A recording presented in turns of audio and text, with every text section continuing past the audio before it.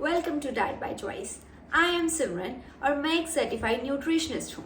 My channel is all about food, nutrition and lifestyle changes और मैं हर Monday 4 PM IST अपनी video upload करती हूँ।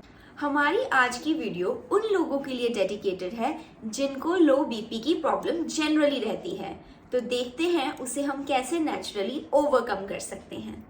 किसी भी मर्ज का इलाज जानने से पहले ये जानना ज़रूरी है कि आखिर वो तकलीफ है क्या और उसके क्या कारण हो सकते हैं। हमारी बॉडी में ब्लड जिस प्रेशर से फ्लो करता है उसे ब्लड प्रेशर कहते हैं। हमारा नॉर्मल ब्लड प्रेशर जो है नीचे वाला वो 60 to 80 के बीच में लाया करता है और ऊपर वाला 90 to 120। अगर इन वैल्यूज़ के नीचे वैल्यूज़ जाएंगी तो तब हम ब्लड प्रेशर को लो कंसिडर करेंगे। लो ब्लड प्रेशर के बहुत सारे सिम्टम्स हो सकते हैं, जैसे कि आप बेहोश हो सकते हैं या आपको चक्कर आ सकते हैं, आपका मन खराब हो सकता है, बार बार आपको थोड़ा धुंधला धुंधला दिखाई दे सकता है। तो ये सारे सिम्टम्स होते हैं लो ब्लड प्रेशर के। अब बात करते हैं लो ब्लड प्रेशर के रीजंस की, जिसमें से पहला रीज़न है कि आप ज़्यादा एक्टिव नहीं हैं। अब आपके ज़्यादा एक्टिव ना होने का कारण ये भी हो सकता है कि आप शायद ऐसी किसी जॉब पे बिजी हैं या आप ऐसा कुछ काम करते हैं जिसके लिए आपको काफ़ी घंटों के लिए लगातार बैठना पड़ता है, या फिर आपकी कोई ऐसी मेडिकल कंडीशन चल रही है जिसके तहत आपको ज़्यादातर बैठना पड़ता है या सोना पड़ता है, और कुछ ऐसी मेडिसिन चल रही हों साथ कि जिसकी वजह से आपका जो ब्लड प्रेशर है वो नॉर्मल नहीं रह पाता, वो उससे कम ही रह पाता है। रीज़न नंबर 2 हो सकता है डिहाइड्रेशन। जब आप अच्छे से पानी नहीं पी रहे, बॉडी में पानी की कमी हो गई है, तो हमारे ब्लड का वॉल्यूम भी डिक्रीज हो जाता है। जब ब्लड का वॉल्यूम डिक्रीज हो जाएगा तो वो अच्छे से इफेक्टिवली हमारी बॉडी में फ्लो नहीं कर पाएगा। तो अगर वो बॉडी में इफेक्टिवली फ्लो नहीं कर पाएगा तो ऑब्वियसली ब्लड प्रेशर हमारा डिक्रीज हो जाएगा। तो डिहाइड्रेशन के मेन रीजंस क्या हो सकते हैं? पहला कि आप अच्छे से पानी नहीं पी रहे हैं, आपका वाटर इनटेक बहुत कम है। सेकेंड, फीवर हो सकता है, आपको उल्टी हो रही है, बार बार डायरिया हो सकता है, या फिर मौसम की वजह से शायद ओवर स्वेटिंग हो रही है। तो ये सारे रीजंस के कारण आपको डिहाइड्रेशन हो सकती है। अब आप डिहाइड्रेशन को कैसे इंडिकेट कर सकते हैं? आप खुद ही इसे जान सकते हैं, बहुत आसान है। Whenever you go to pee, आप देखिए कि आपके यूरिन का कलर कहीं ज़्यादा येलो तो नहीं है। अगर वो ज़्यादा येलो है तो इट्स ऑब्वियस कि आप थोड़े डिहाइड्रेटेड हैं। तो आप अपना वाटर इनटेक बढ़ाइए, ये अपने आप ठीक हो जाएगा। डिहाइड्रेशन भी ठीक हो जाएगी और आपका जो लो बीपी है वो भी ठीक हो जाएगा।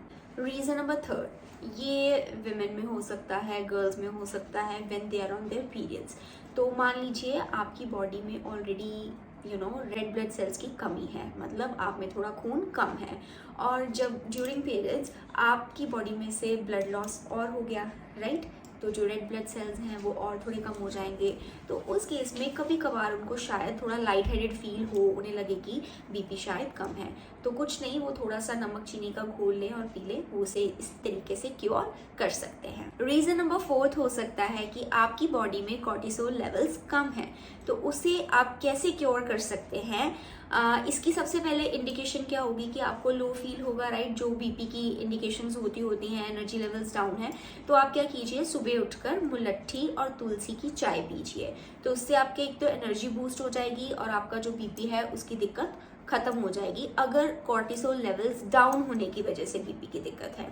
Reason number 5 and the major one, इसके आपको क्या करना है, मतलब जितने भी अभी तक हमने सॉल्यूशंस डिस्कस किए, आपको लग रहा है कि इससे किसी से आपको फ़र्क नहीं पड़ रहा, सेम वही हाल है, तो आप क्या कीजिए, अपना ब्लड टेस्ट करवाइए, जिसमें विटामिन B12 की प्रोफाइल होनी चाहिए, फॉलेट की प्रोफाइल होनी चाहिए और आयरन। ये 3 चीज़ें आपके टेस्ट में होनी चाहिए। तो इसके रिजल्ट देखिए, क्योंकि यही एक मेजर कारण हो सकता है कि अगर आपको किसी भी चीज़ों से फ़र्क नहीं पड़ रहा तो आप में इन 3 न्यूट्रिएंट्स की डेफिशिएंसी हो सकती है। तो अगर आपको इन 3 न्यूट्रिएंट्स की डेफिशिएंसी निकलती है और इसी की वजह से आपका जो बीपी है वो कम रह रहा है, तो हम उसे कैसे ठीक करेंगे, अभी हम उसे डिस्कस करते हैं। Vitamin B12, folate and iron, इन तीनों का काम होता है हमारे रेड ब्लड सेल्स को बनाना। तो अनफॉर्चुनेटली आपकी डाइट में से इन तीनों न्यूट्रिएंट्स की रिक्वायरमेंट पूरी नहीं हो पाती और आप में इनकी डेफिशिएंसी है, तो हमारे जो रेड ब्लड सेल्स हैं वो बनने कम हो जाएंगे या अच्छे से नहीं बन पाएंगे, राइट? तो ऐसी कोई दिक्कत आ जाएगी। अगर रेड ब्लड सेल्स कम होंगे तो ऑब्वियसली हमारा जो ब्लड वॉल्यूम है वो भी कम हो जाएगा। अगर ब्लड वॉल्यूम कम होगा तो ब्लड प्रेशर हमारा कम ही रहेगा। तो इसके लिए अब क्या निकालना पड़ेगा, सोल्यूशन निकालना पड़ेगा कि हम इन 3 न्यूट्रिएंट्स को कैसे इनकी टेक केयर कर सकते हैं और कैसे बचा सकते हैं कि इनकी हमारी बॉडी में डेफिशिएंसी ना हो। विटामिन B12 के सोर्सेज की बात करते हैं, वो है नॉन वेजिटेरियन सोर्सेज, क्योंकि जो विटामिन B12 है वो हमें ज़्यादातर नॉन वेजिटेरियन सोर्सेज से ही मिलता है, जैसे कि मीट हो गया, फिश हो गया, एग्स हो गए, मिल्क एंड चीज़ में से भी विटामिन B12 मिल जाता है। But talking about who vegans या फिर वेजिटेरियन लोग जो दूध नहीं पसंद करते या फिर इतना फ्रीक्वेंटली चीज़ नहीं ले पाते या लेना नहीं चाहते, कुछ भी हो सकते हैं रीजंस, तो वो कहाँ से अवेल कर सकते हैं विटामिन B12 को।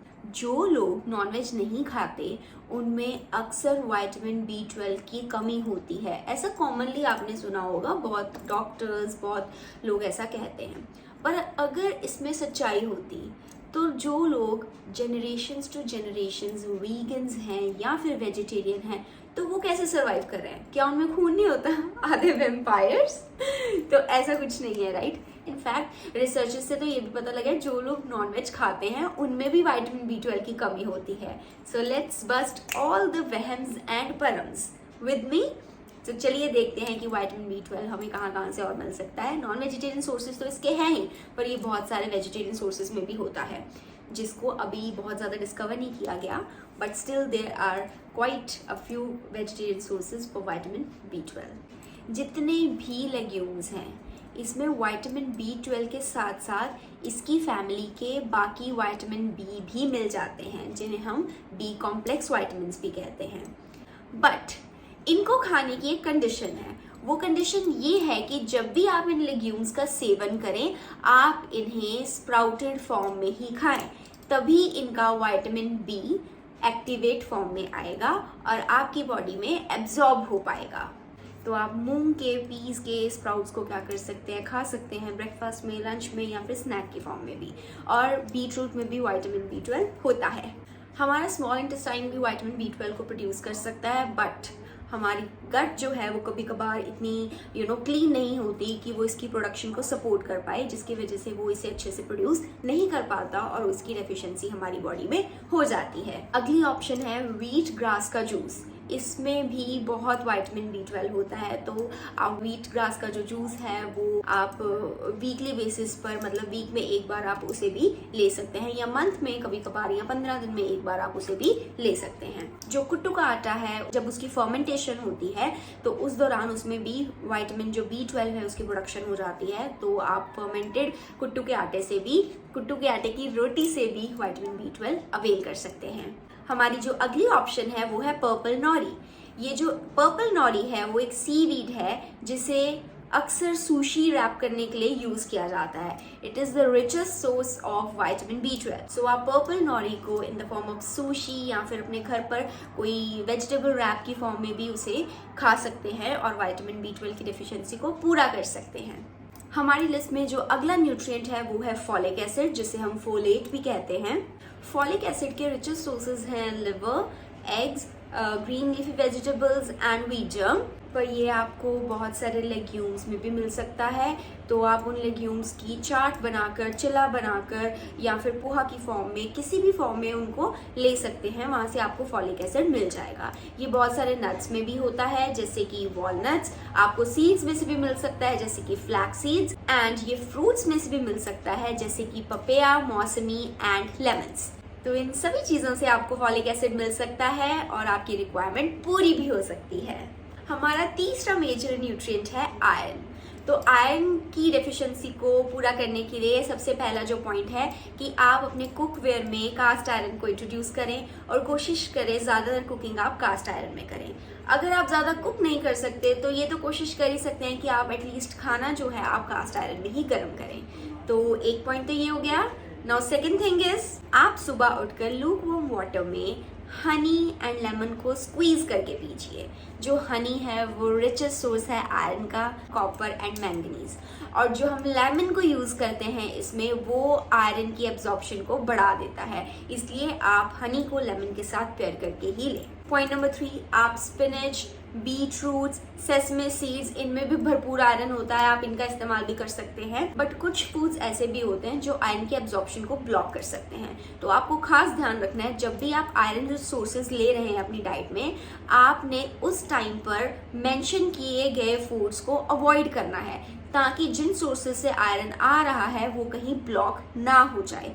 तो वो हमारे फूड्स जो हैं, सबसे पहला है टी, दूसरा है कॉफी, तीसरा कैल्शियम रिच फूड्स को अवॉइड कीजिए। नंबर 4 है जिसमें ऑक्सैलिक एसिड हो, आप उसे भी अवॉइड कीजिए। ऑक्सैलिक एसिड की जो एग्जाम्पल है वो है हमारे टमेटोज, तो आप उनको पेयर ना करें उन सोर्सेज के साथ जो आयरन के रिचेस्ट सोर्सेज हैं, क्योंकि ये सारे के सारे मेंशन किए गए फूड्स आयरन की एब्जॉर्प्शन को ब्लॉक कर सकते हैं।